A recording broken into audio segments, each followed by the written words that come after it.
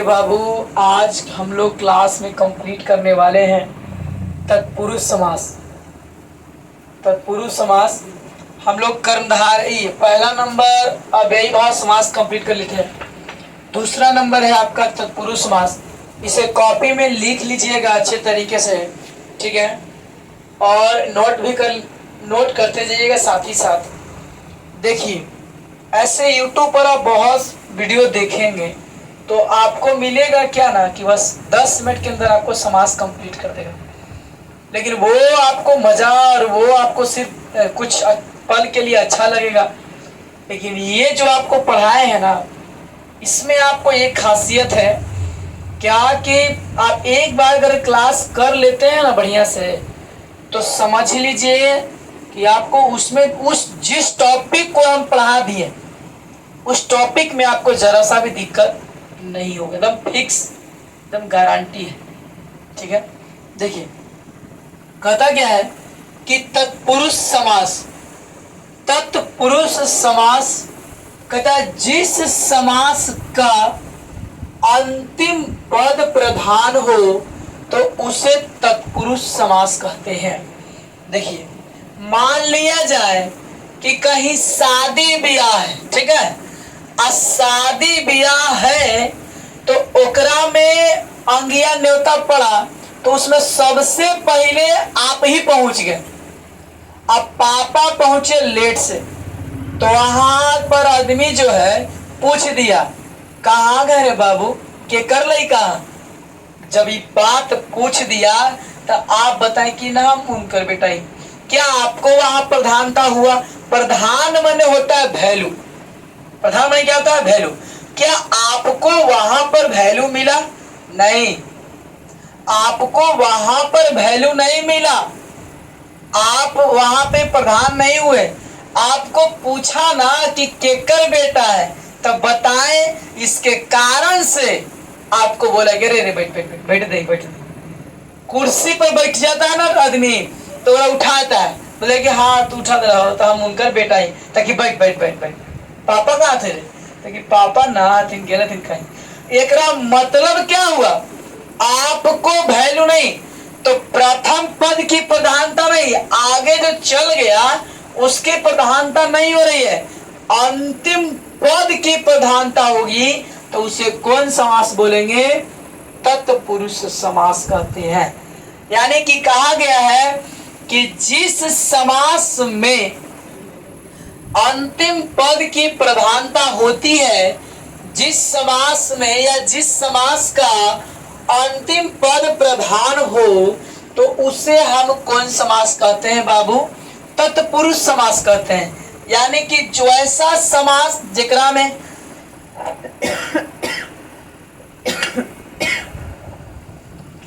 वैसा समास जिसमें अंतिम पद की क्या होती हो?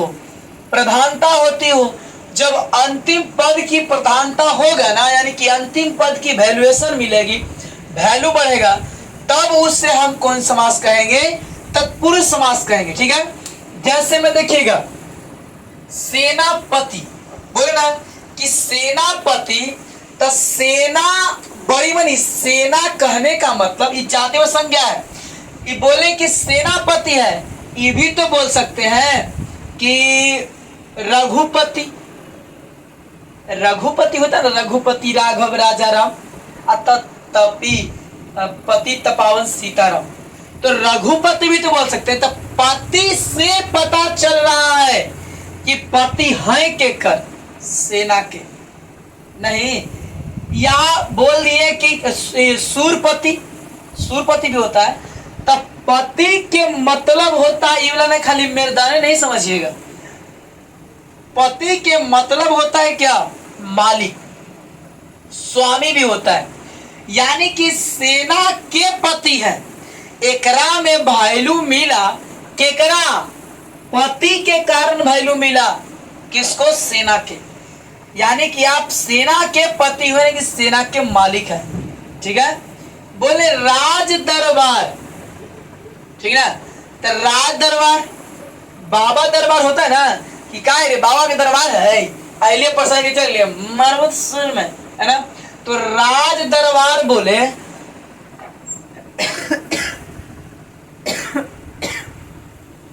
देखिए बोला गया ना कि राज दरबार, तो राज दरबार जो बोले उसमें यानी कि मतलब क्या हुआ कि राजा का दरबार।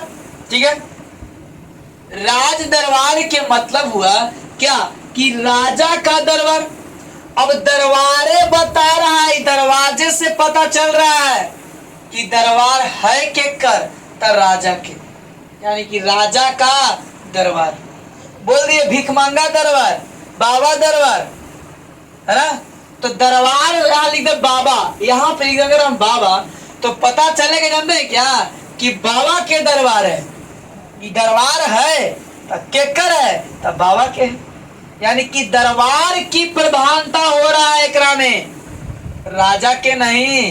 तो जिस समासिक पद में अंतिम पद की प्रधानता होती है तो उसे हम कौन समास कहते हैं बाबू, तत्पुरुष समास कहते हैं। ठीक है, अब देखिए एक बात को समझिएगा, इसमें बोला क्या गया है ना कि तत्पुरुष समास में बोला गया है क्या कि हमेशा आप याद रखिए, ऐसे तो जितना हम बोर्ड पर लिखे हैं ना परीक्षा में इससे ज्यादा नहीं पूछ सकता है, लेकिन ये कोई गारंटी थोड़ी है, ऐसा थोड़ी कि पूरा कनेक्शन नन्नत देवर से टच है, ऐसा नहीं।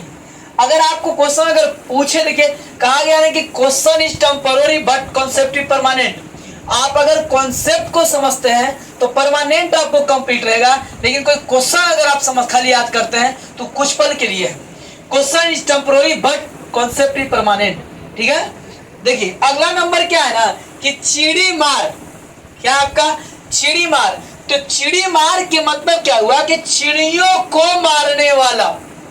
अब चिड़ी मार और ऐसा बहुत सारे मार में आता होगा, कुमार, और बोलिए मतलब कुमार तो नहीं होगा, चिड़ी मार। तो चिड़ी के मतलब हो गया चिनिया चिड़िया, और मार में हो गया मारने वाला, यानी कि चिड़ियों को मारने वाला जो हुआ क्या हुआ चिड़ी मार। देखिए दानवीर, तो दानवीर, अब एकरा में दान से नहीं, दान बता रहा, दाने के बता रहा है कौन वीर। अगर वीर नहीं ना बताएगा कि दान ये है कोची के वीर, कोची के वीर है तो दान के सेनावीर, रघुवीर, कर्मवीर, धर्मवीर, बोला ना। तो देखिए यहां पर इसमें क्या बोला है कि आप वीर हैं तो कौची में वीर है तो दान में वीर है, यानी कि वीर बता रहा है कि आप कौन सा समास को माने कौन पद की प्रधानता करवा रहे हैं मेरे भाई। तो इसमें तत्पुरुष समास की प्रधानता हो रहा है, यानी कि वीर बता रहा है ये क्या है आपका। ठीक है, देखिए जैसे राजभवन, तो भवन बता रहा है शकुंतला भवन, लिखे देखे होंगे आपको। संसद भवन देता है ना, संसद भवन, पंचायत भवन, ग्राम ये पुस्तकालय यानी कि पुस्तक भवन को बोलते हैं, उसको बोल सकते हैं। तो भवन से पता चल रहा है, कोई भवन को देख कर लिखल रहे पंचायत भवन, एकरा से यदि पकड़ लेगा कि एकरा में पंचायती होता होगा, इस सरकारी कार्यालय बोल दे अगर कि राजभवन, तो भवन के जैसे हम देखेगा ना, राज के नहीं भवन के, तब भवन से पता चला है, यानी कि राज के नहीं भवन से पता चला है कि भवन है किसका। बोल दे अगर संसद भवन, जैसे ही लोग संसद भवन देखेगा ना या बिस्कुमान भवन या देखेगा ना कि संसद भवन, तो आदमी समझ जाएगा। संभाल के आप आंख बंद करिए और आंख खोले अगर तो पाए कि संसद भवन लिखा हुआ है या संसद भवन में आ गए, तो आप अंदाजा नहीं बल्कि पूरी फिक्स हो जाएंगे कि हम आ गए हैं कहाँ, मेंबर ऑफ पार्लियामेंट यानी कि संसद भवन में हम आ गए हैं। ठीक है, तो वही बोला गया है कि भवन से पता चल रहा है कि कौन से पद की क्या हो रही है, प्रधानता हो रही है। अब आपको इतना अगर आप अच्छे से देखे होंगे इतना देर लगातार, तो आपको समझ में आ ही गया होगा कि तत्पुरुष समास क्या है ना। देखिए अगर आपको देता है परीक्षा में तो ऐसा देता है कि धनहीन में कौन समास का प्रयोग किया गया, तो धनहीन यानी कि धन से हीन, धनहीन, देखिए एक नोट पॉइंट में आपको जारी किया है क्या कि तत्पुरुष समास में कारक चिन्ह गायब हो जाता है। तत्पुरुष समास जो होता है ना उसमें कारक चिन्ह जो है गायब हो जाता है। एकरा में ही नहीं देखना चल देखेंगे कि एकरा में कि कहाँ पे को लगाएंगे कि का लगाएंगे कि से लगाएंगे, नहीं, आप अपने अनुकूल सेट कर सकते हैं। इसमें कौन समास में? तत्पुरुष समास में आप अपने अनुकूल सेट करेंगे। ठीक है, देखिए बोला गया है क्या कि जैसे समासिक पद आपको इस तरह से मिलेगा और ये हुआ हमारा क्या अधिग्रह हुआ। जैसे मन चाहा, तो मन चाहा दिया आपको, मन चाहा, तो मन चाहा में कौन समास है? तो तत्पुरुष समास, क्योंकि मन से चाहने वाला। या आप इसको चेंज भी करके लिख सकते हैं मतदाता। देखिए ना मतदाता, तब मत में नहीं कहता वोट होता है, तब मतदाता, रक्तदाता दे सकते हैं ना, धन दाता। तो दाता ना बता रहा है कि दाता है कोची के, तब मत के दाता है। अब बता रक्त दाता है, तो रक्त माने खून होगी ना, तो रक्त के जब खून मन हो गया तो रक्त दाता यानी कि रक्त खून के दाता होगा ना, यानी कि रक्त दाता के मतलब होगी कि खून के दाता। तो मत दाता यानी कि मत के दाता, तो मत मन क्या हो गया? वोट हो गया। उसे समझिएगा अगला क्या दिया है कि राजपुत्र, राजपुत्र, वीरपुत्र, कर्मपुत्र, गौरी पुत्र, है ना, यानी कि पुत्र बता रहा है कि हम केकर बेटा है, यानी कि राजा का पुत्र। गगन चुंबी, तो चुंबी मतलब चुमने वाला, यानी कि चुमा है कौची के? गगन के, यानी कि गगन के चुमने वाला को क्या बोलेंगे हम? तो देखिए बाबू, अगर आप इसे एग्जाम्पल बहुत सारा आप पकड़ लेंगे परीक्षा में, अगर क्वेश्चन अगर इससे अगर आता है ना तो तत्पुरुष समास में हमें नहीं लगता है कि आपको छूटेगा क्वेश्चन। देखिए आप पेशेंस रखिए, कहा गया ना कि hard working and keep patience, hard working and keep patience. आप अपने लाइफ में हार्ड वर्किंग करें और क्या रखें? पेशेंस भी रखें। देखिए आप एक बार अगर वीडियो को अच्छे तरीके से देख लेते हैं खाली और कॉपी में लिख लेते हैं, अगर बात देखिएगा, टॉपिक को बना के देखिए, अगर छूट जाएगा ना तो जे कहिएगा से। ठीक है, देखिए अगला बोला है कर्मधारय समास। ठीक ना, कर्मधारय समास में क्या बोला है कि जिस समास में पहला पद, क्वेश्चन ऐसे ही पूछता है कि कौन से पद में अंतिम, कौन से समास में अंतिम पद की प्रधानता होती है, तो अंतिम बोलेगा तो कोचियात मारेंगे, तत्पुरुष समास को मारेंगे। ठीक है, देखिए जिस समास में पहला पद विशेषण, जिस समास में पहला पद विशेषण तथा दूसरा पद विशेष्य हो, जिस समास में पहला पद विशेषण तथा दूसरा पद विशेष्य हो। देखिए विशेषण क्या होता है कि जो संज्ञा सर्वनाम की विशेषता बतलाता है ना, जो शब्द संज्ञा या सर्वनाम की विशेषता बतलाता है तो उसे हम क्या कहते हैं? विशेषण कहते हैं। ठीक है,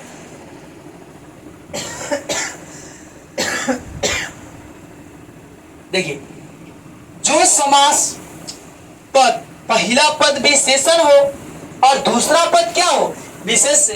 तो विशेष्य किसे कहते हैं? तो विशेषण की विशेषता बतलाने वाले शब्द को क्या कहते हैं? विशेष्य कहते हैं। ठीक है, देखिए कहता है कि जिस समास में पहला पद विशेषण तथा दूसरा पद विशेष्य हो तो उसे हम कौन समास कहेंगे मेरे भाई बहन? तो उसे हम कर्मधारय समास कहेंगे। ठीक है, अब देखिए ना महापुरुष, तो महा के मतलब अंदर क्या होता है? महान होता है। अब महान जो है हमारा विशेषण है, तो महान है जो पुरुष, आप पहले से पकड़िएगा, महादेव यानी महान है जो देव, देवताओं में महान महादेव, यानी अर्थात हम शंकर, अर्थात लग जाएगा ना तो क्या हो जाएगा? आपको बहुव्रीहि मारेंगे। लेकिन आपको दिया क्या है? सिर्फ महादेव दिया। लाल मणि, तो लाल देखिए ना, लाल क्या है? लाल मेरा विशेषण है कि नहीं है? है ना विशेषण, तो लाल विशेषण है। और मणि मन होता है, बछड़ा बोलते हैं, गाय के बछड़ा भी मणि बोलते हैं, और एक मणि जो उबला मणि होता है, आप समझ रहे होंगे, सांप वाला।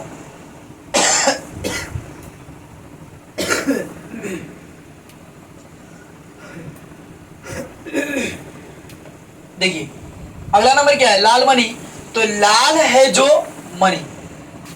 फिर दिया है नव युवक, तो नव मणि क्या होता है? नया होता है।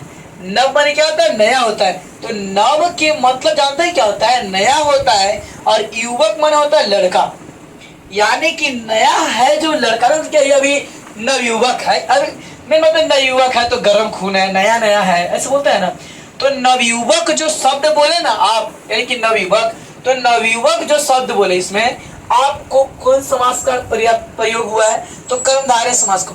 देखिए जितना कम एग्जाम्पल को आप टच करिएगा ना, उतना आपको सस्पेंस ज्यादा रह जाएगा, माने कि कंफ्यूजन रहता है, और ज्यादा एग्जाम्पल आप करिएगा, माने रिवाइज करिएगा, तो आपको पकड़ ज्यादा बनेगा। पढ़ने के बाद आप क्या करते हैं ना कि पढ़ते छोड़ देते हैं, पढ़ने के बाद आप क्या करिए, उसे एक बार आप रिवाइज मारिए, आप क्वेश्चन ज्यादा बनाइए, ठीक है। देखिए तो नव युवक में क्या बोला है कि नया है जो युवक, यानी कि क्या इसमें बोला कि नया है जो युवक है। नव माने नया हो गया, युवक माने लड़का, ये व्यक्ति होता है। तो नवयुवक यानी कि नया हमारा कौन शब्द है? विशेषण है ना, पहला पद विशेषण और दूसरा पद विशेष्य। देखिए महात्मा, तो यानी कि महान है जो आत्मा, यानी महात्मा हो गया। देखिए बाबू इस तरह से आपको तीन टॉपिक आपको समास में पढ़ा दिए हैं। देखिए हम क्लास में जब पढ़ाते हैं ना, तो क्लास में पढ़ाने में हमको समय लग जाता है, कम से कम आपको 1 से 2 दिन 3 दिन टाइम लेते हैं, क्योंकि हम कोई टॉपिक को भी आकर पढ़ाते ही नहीं फ्रेश। आप एक बार पढ़ने के बाद आपको आत्मा सेटिस्फाइड होगा कि हम क्या सीखे क्या नहीं सीखे। अब उछलाओ, लाइफ में कोई भी काम करिए तो फ्रेश करिए, नहीं तो मत करिए, ये ठगने वाला काम मत करिए कभी नहीं, ठीक है। आपको इस तरह से 2 समास कंप्लीट कर दिए, 3 समास। पहला नंबर आपको अव्ययी भाव खत्म हो गया, दूसरा नंबर आपका तत्पुरुष खत्म हुआ, तीसरा नंबर आपका कर्मधारय हुआ। बाकी जो बचा हुआ द्विगु, द्वंद्व और बहुब्रीहि, नय्यम, ये आपको ये सब छोटा छोटा है, इसमें उसमें लेट नहीं होगा, आसानी से आपको क्या कर दिया जाएगा, खत्म कर दिया जाएगा, ठीक है। आज के लिए इतना ही, फिर मिलेंगे हम लोग नेक्स्ट क्लास नेक्स्ट वीडियो, ठीक है।